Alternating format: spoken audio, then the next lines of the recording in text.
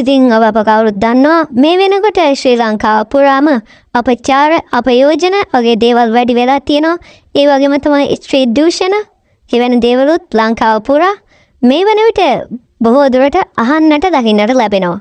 ඒ වගේම තමයි HIV එහෙම නැත්නම් AIDS කියන රෝගයද මේ වෙනකොට ශ්‍රී ලංකාව පුරා බොහෝ දෙනා අතර කතා බහට ලක් වෙන රෝගයක්.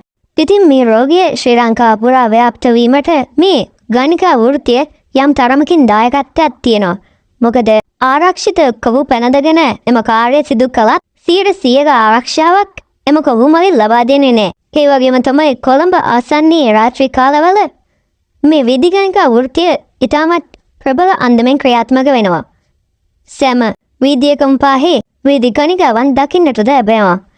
ශ්‍රී ලංකාවේ නීතිය තුළ මේ තාමත් නීතිගත කර නැහැ. ඉතින් ගොසිප් හන්ට අප වෙතින් ඔබට ගෙන පණිවිඩය තමයි මෙවැනි සුළු ආස්වාදයක් සඳහා ඔබගේ අනාගත ජීවිත කාලයම අඳුරු කර ගැනීම සිදු නොකරන ලෙස. ඉතින් මේ පිළිබඳව ඔබේ අදහස පහලින් කමෙන්ට් කිරීමටත් අමතක කරන්න එපා.